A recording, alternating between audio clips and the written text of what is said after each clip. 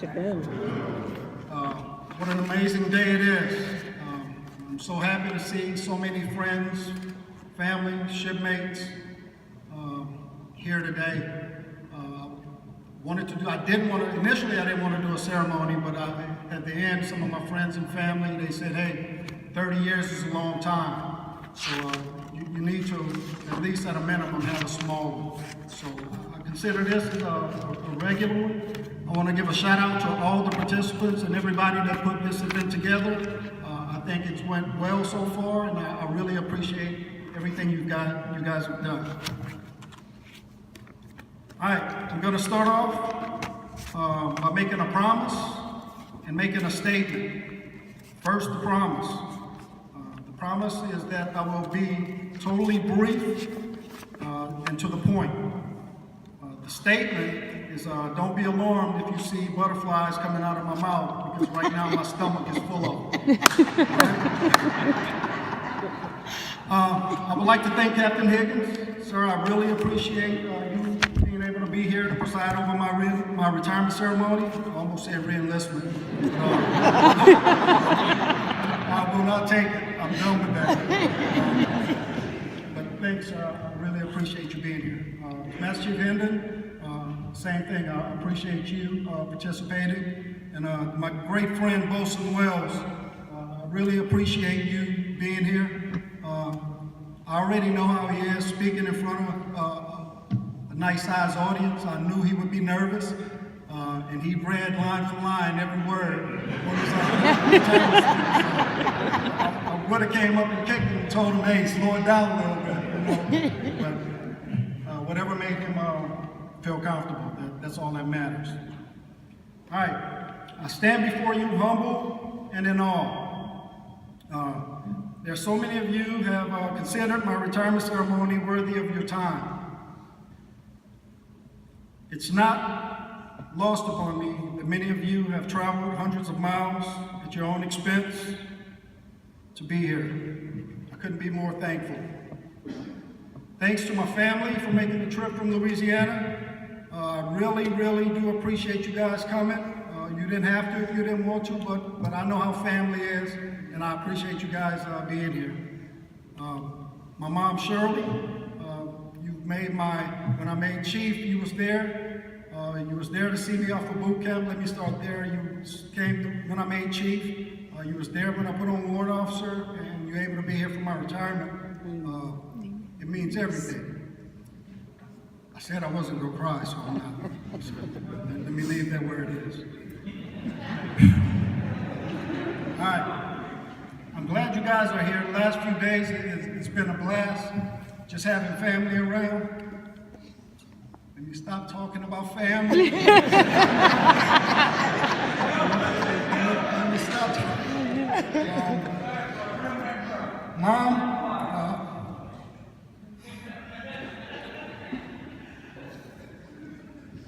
thanks for encouraging me and helping me to become the man that I am.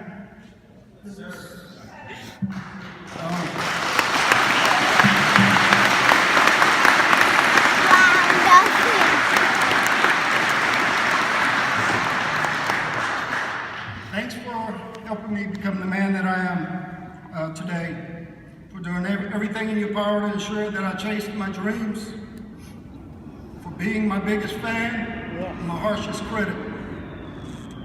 I know that I made mistakes, but you've always been there for me.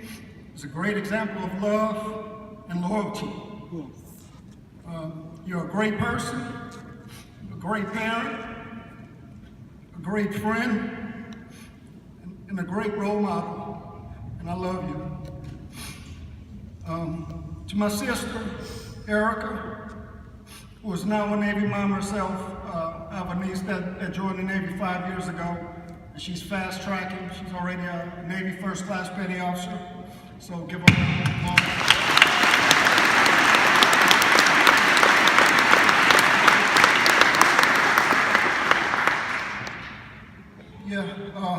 She's currently forward deployed to Japan, and is actually currently on deployment. So my mom is one of those intrusive parents, and if she don't hear from her every so often, she gets nervous, so she wants to call the CMC, the CWO. So I told her, I said, hey, use the ombudsman, you know, it's levels to this stuff, all right? Thank you. All right, so she'll be fine. To my cousin Earlene, who's also showed up today, I'm so blessed to have you here today. You were just like a mother to me. Me and Sid always hung together all the time. I was almost at your house daily. You treated me like one of your own and made sure that I wasn't into trouble or any foolish activities. And I really appreciate that. Thank you. Yes, yes. To my wife Cheryl and daughters Kenosha and Caitlin, thanks for being by my side and helping me get through this journey. I certainly couldn't have done it alone. I couldn't have done it.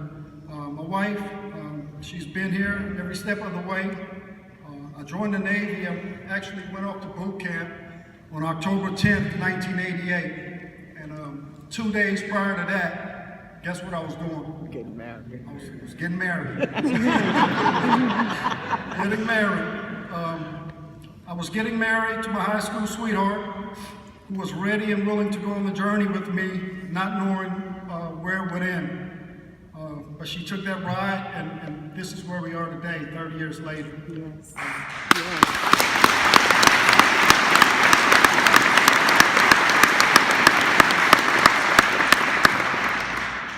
You have been the glue that holds our family together.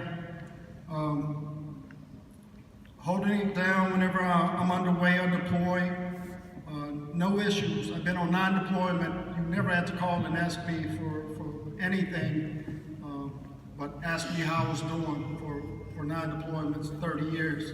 It's amazing. Yes. Appreciate that. I couldn't have asked for a better mate to go on this journey with, and I thank you for that, and I love you.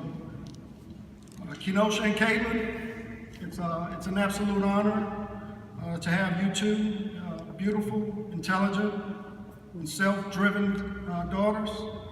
I couldn't have asked for anything better. I love you guys, and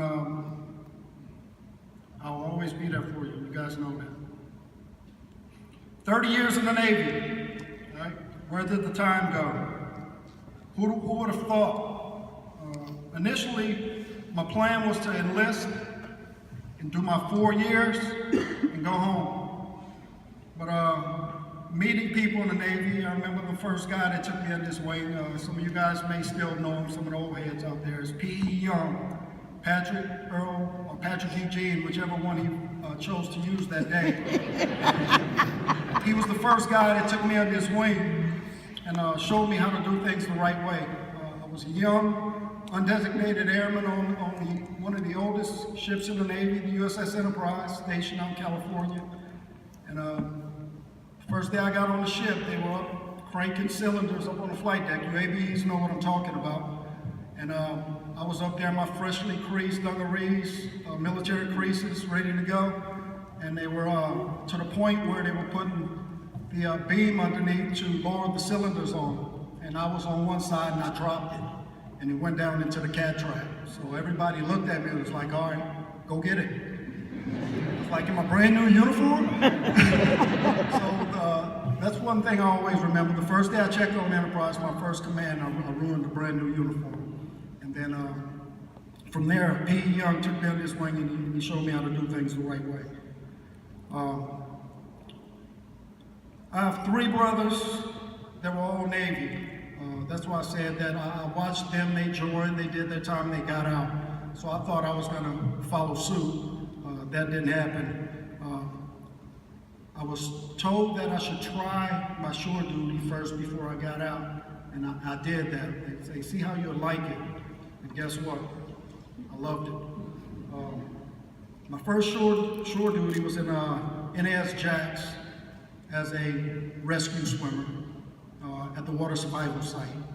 Used to be called Phaso Trading Group Atlantic. Some of the best duty I've ever had. It totally made me forget that I was in the Navy for those 3 years. And by forgetting I was in the Navy, I forget my first tour on Enterprise, how arduous and harsh, and the harsh conditions of just being an airman ABE was. So I was like, okay, let me go back out to another ship, and that's what I did. I re-enlisted again, headed out to the George Washington. Prior to getting to GW, I was sent off to C school in Lakehurst, New Jersey. That's where I met two really good friends prior to going to GW.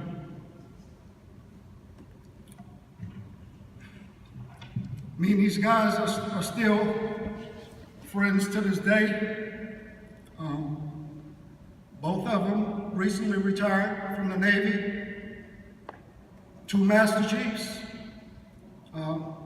Master Chief Jim Lloyd, Master Chief Frazier, could you please stand up?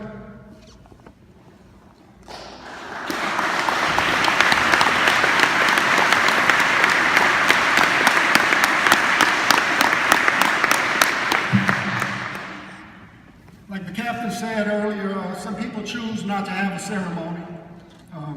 I was almost there in not having one.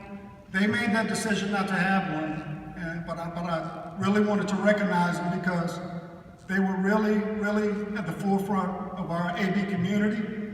They did a lot for the Navy, and I want to tell you guys I appreciate it, and big ups. Yeah.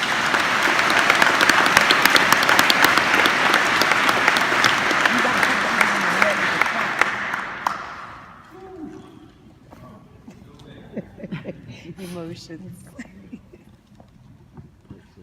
I knew what I wrote down, but I started just talking from the head, so I'm sure I went through most of this already.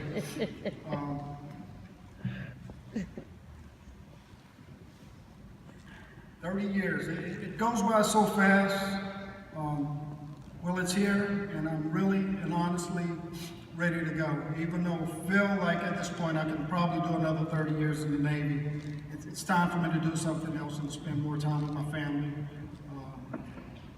and just be there for you guys a little bit more often. I stopped calling out names. I'm not going to call out no more names after I called out the two Master Chiefs here. But I started calling out names because we could be here till midnight if I continue talking about the people that touched me in one way or another. So I'll ask, can everyone that consider me a friend or close shipmate please stand up? Wow. I would like to personally say thank you all. You have played an important part of my life and my career. Thanks for the guidance, friendship, the fun times that we've shared. By having you stand up, I just cut about 6 minutes off of my speech. So I appreciate that. I don't have to name names, but I really know who you are, and you guys know who I am, and you know my heart. I appreciate each and every one of you guys. Yes. All right?